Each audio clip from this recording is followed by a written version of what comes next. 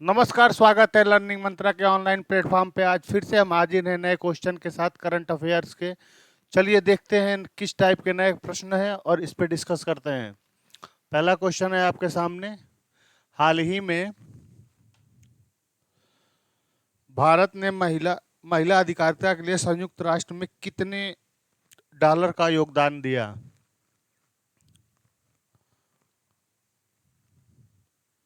5 lakh dollar, 6 lakh dollar, 4 lakh dollar या 3 lakh dollar का? एकदम नया नया करंट है, बताइए।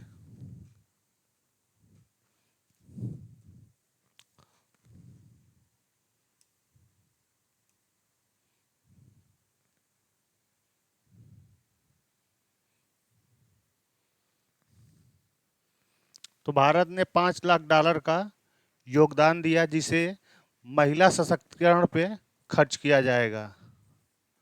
महिला सशक्तिकरण पे खर्च किया जाएगा।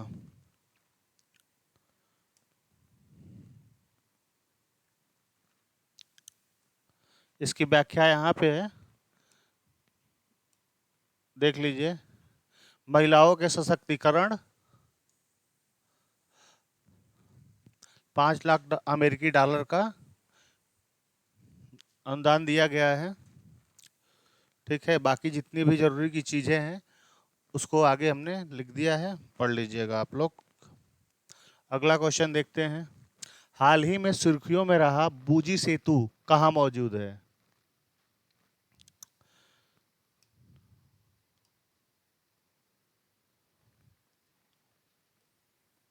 मोजाम्बिक, बांग्लादेश, ट्यूनीशिया या जिबूती?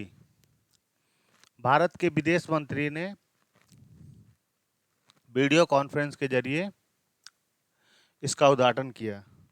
जल्दी बताइए।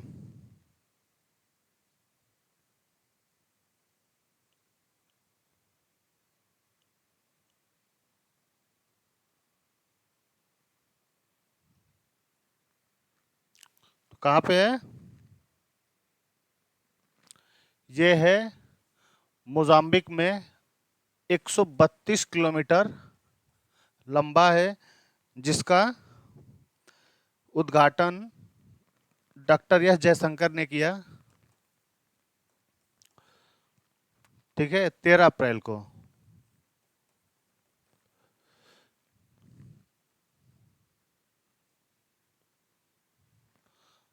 देखिए, ये फैक्ट है उसके।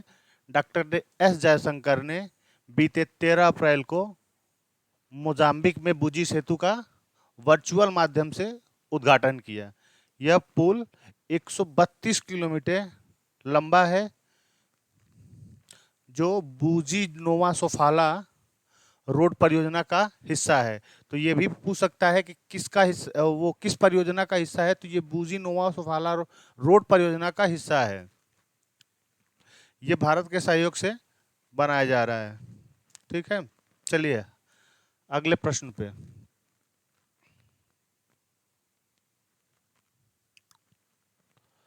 प्रोजेक्ट 75I किससे संबंधित है?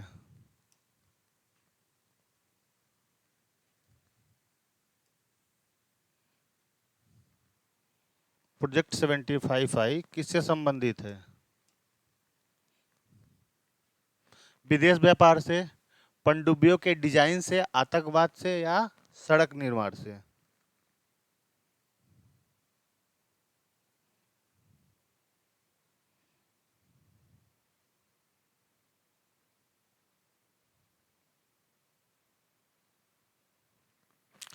तो ये पनडुब्बियों के डिजाइन से संबंधित है,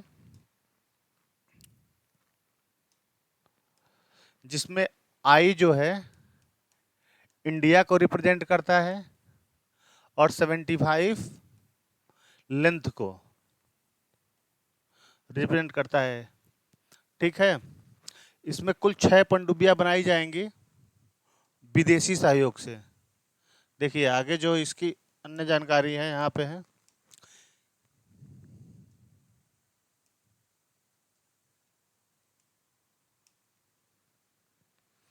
प्रोजेक्ट 75 आई जो है विदेशी विक्रेताओं के सहयोग से 6 नई पनडुब्बियों को बनाया जाएगा। नौसेना द्वारा शुरू किया गया है। किसके द्वारा शुरू किया गया है? भारतीय नौसेना द्वारा। परियोजना के नाम में आई भारत को प्रदर्शित करता है, ये याद रखिएगा। जबकि 75 पनडुब्बियों की अनुमानित लंबाई मीटर में दर्शाता है। इस प्रोजेक्ट के तहत कुल 6 पारंपरिक पनडुब्बियों को विकसित किया जाएगा। ठीक है, चलिए आगे चलते हैं। अगला क्वेश्चन है आपके सामने। हाल ही में प्रोजेक्ट एलिफेंट ने कितने वर्ष पूरा कर लिया है? 25 वर्ष, 30 वर्ष, 35 वर्ष या 40 वर्ष?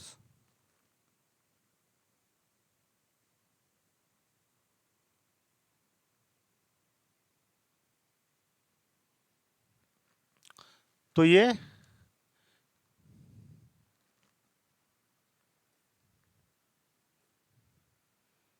कितने वर्ष पूरा कर लिया है? ये 30 वर्ष पूरा कर लिया है। इसे 1991 और 92 में शुरू किया गया था। ये टोटल कितने वर्ष पूरा कर लिया है? 30 वर्ष। इसकी शुरुआत 1991 1992 में किया गया था। इसका मुख्य लक्ष्य हाथियों को उनका प्राकृतिक आवास देना, मानव हाथी संघर्ष को रोकना, यानी कोई भी ह्यूमन हाथियों का शिकार ना कर सके उसको रोकना, और हाथियों को एक बेहतर इन्वायरमेंट देना है। चलिए, इसके टोटल कितने वर्ष पूरे हो गए? इसको 30 साल पूरे कर लिए गए हैं। ठीक है, इसको 1991 में शुरू किया गया था। ये केंद्र प्रायोजित परियोजना, यानी केंद्र सरकार की परियोजना है। ठीक है, इसका उद्देश्य सामने लिखा हुआ है। आवास, गलियारों की रक्षा करना और तमाम ऐसे। ये लास्ट वाला पॉइंट जो है सबसे इंपॉर्टेंट है। इसके अंतर्गत टोटल 33 जो है रिजर्व को अधिसूचित किया गया है, यानी हाथी पार्क बनवाए गए हैं, जिनका कुल क्षेत्रफल 80,777 है। तो ये आपके एग्जाम में पूछ सकता है कि टोटल कितने हाथी रिजर्व को अधिसूचित किया गया है, या उसकी टोटल वर्ग किलोमीटर में कितना क्षेत्रफल है। तो 80,777। अगला क्वेश्चन, हाल ही में सुर्खियों में रहा कोंगथोंग गांव कहां मौजूद है? किस लिए सुर्खियों में रहा यह भी जानना जरूरी है। कहां है यह भी जरूरी है जानना।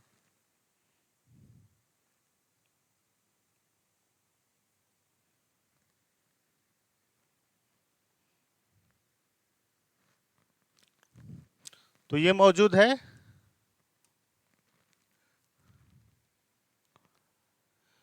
मेघालय में। जनरली इस गांव में, इसके अगल बगल 2 गांव हैं। दोनों गांव में जो बच्चे पैदा होते हैं जनरली उनके 2 नाम रखे जाते हैं। एक वो नाम जो सबका, जैसे हम लोगों का है वैसे, और एक नाम होता है जिसे वो गा के बुलाते हैं, विशिल करके बुलाते हैं, सीटी मार के बुलाते हैं। ये उसी वजह से गांव चर्चा में है। देखिए, ये भारत का पहला विशलिंग गांव है जहां पे लोग एक दूसरे को विशिल करके बुलाते हैं। ठीक है, ये विशलिंग गांव है, मेघालय में है। एक दूसरे को उनके नामों से नहीं बल्कि विशेष धुन से पुकारते हैं। कोंगथोंग गांव के ग्रामीण इस धुन को जिंगरवाई लववी कहा जाता है। ये इनको लोकल स्तर पे जिंगरवाई लववी कहते हैं। यहां से भी एक क्वेश्चन पूछ सकता है जिसका मतलब होता है माँ का प्रेम गीत। यहाँ पे रहने वाले लोगों के 2 नाम होते हैं, एक नाम सामान्य नाम और दूसरा गाने का नाम जो विसिल करके बुलाते हैं। चलिए अगला क्वेश्चन,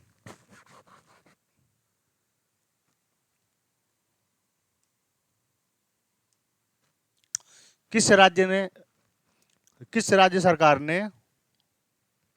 सरकार की नौकरियों में 60 से 77% आरक्षण प्रदान करने के लिए एक विधेयक पारित किया है। पहले यहाँ पे नौकरियों में आरक्षण 60% हुआ करती थी, अब विधेयक पारित करके इसे 77% कर दिया गया है।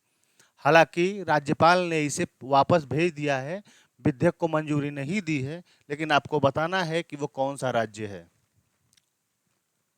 तमिलनाडु है, झारखंड है, कर्नाटक है या केरला, जिसमें एससी, एसटी, ओबीसी और ईडब्ल्यूएस को 60 से बढ़ा के 77% रिजर्वेशन दिया जाएगा। यह काम किया है झारखंड ने, ठीक है। झारखंड सरकार ने हाल ही में अनुसूचित जाति, अनुसूचित जनजाति, ओबीसी और अन्य पिछड़ा आर्थिक रूप से कमजोर लोगों के लिए नौकरियों में आरक्षण देने के लिए 60% से बढ़ाकर 77% करने का प्रस्ताव पारित किया है।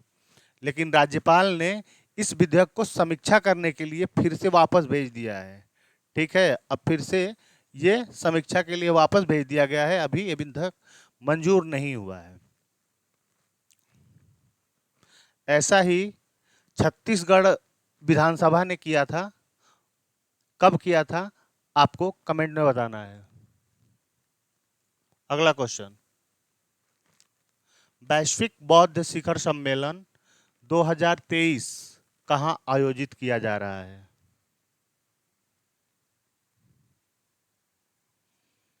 शिलांग में,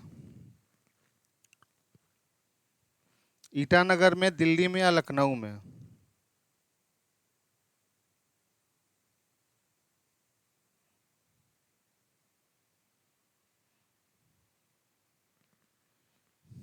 बताइए। तो इसका आयोजन नई दिल्ली में किया जा रहा है, जिसका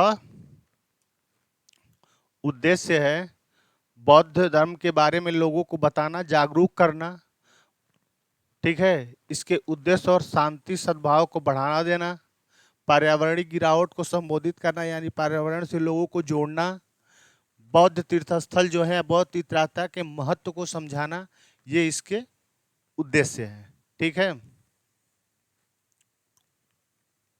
अगला क्वेश्चन, थारंगमबाड़ी, जिसे ट्रांक्युवार के नाम से भी जाना जाता है, एक पुराना डेनिश किला है जिसका 3.5 करोड़ की लागत से जीर्णोद्धार किया जाएगा। कितने वर्ष पुराना है? 400 वर्ष, 500 वर्ष, 600 वर्ष या 700 वर्ष?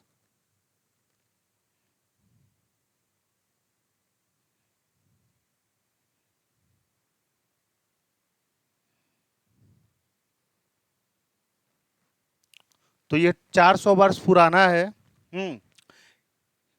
यहाँ पे डेनिश ईस्ट इंडिया कंपनी की स्थापना की गई थी जब डेनिश हमारे यहाँ थे। उसके बाद अंग्रेजों ने इसे जीत लिया और यहाँ इंग्लिश ईस्ट इंडिया कंपनी की स्थापना की गई। उसके बाद जब अंग्रेज गए तो भारत को दे के गए और भारत ने अब यहाँ एक म्यूजियम बनाया हुआ है और उसी के जीर्णोद्धार की बातें चल रही हैं, ठीक है। तो देख लीजिए, इससे रिलेटेड जितने फैक्ट हैं सामने हैं। 400 साल पुराना है, डेनिश किला है, जिसे 1620 में बनवाया गया था, ठीक है। ये फैक्ट है, 1620 में बनाया गया था। इसका उपयोग डेनिश ईस्ट इंडिया कंपनी करती थी अपने सैनिकों को रखने के लिए, सैनिकों का बेस था ये, ठीक है। आज़ादी के बाद इसे भारत को दे दिया गया। अब यहाँ पर्यटन विभाग द्वारा क्या किया गया है, एक संग्रहालय बनाया गया है, ठीक है। तो इसको भी याद रखिएगा आप लोग। चलिए आगे, अगला क्वेश्चन, भारतीय राष्ट्रीय राजमार्ग प्राधिकरण एनएचएआई ने पूरे देश में लगभग कितने kilometre optic fibre cable OFC के बुनियादी ढांचे विकसित करने की घोषणा की है? 10,000 किलोमीटर, 11,000 किलोमीटर, 12,000 किलोमीटर या 13,000 किलोमीटर?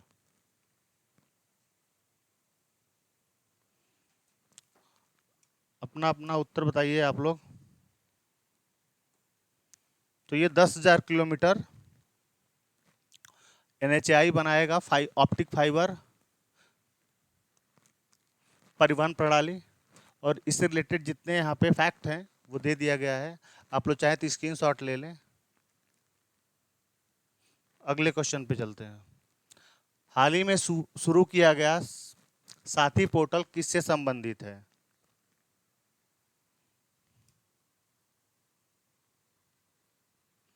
कृषि से, विज्ञान में नवाचार से, नकली नोट को पकड़ने से या रेलवे से? तो ये संबंधित है कृषि से, जिससे जिससे नई टेक्नोलॉजी कृषि में आएगी, वो वहीं से अपडेट होगा। बीज का क्वालिटी क्या है यहाँ से आप जान सकेंगे। यानी कृषि में जितने भी नवाचार या जितने भी इनोवेशन हो रहे हैं, सारा इस पोर्टल पे आपको जानकारी मिल जाएगा। ये वेबसाइट के साथ साथ इसका ऐप भी लॉन्च किया गया है। ठीक है, इससे रिलेटेड जितने फैक्ट हैं यहाँ पे दे दिया गया है। किसान कल्याण विभाग द्वारा, मंत्रालय द्वारा इसे लॉन्च किया गया है। आज के लिए इतना ही, फिर मिलते हैं अगले क्लास में। तब तक के लिए जय हिंद।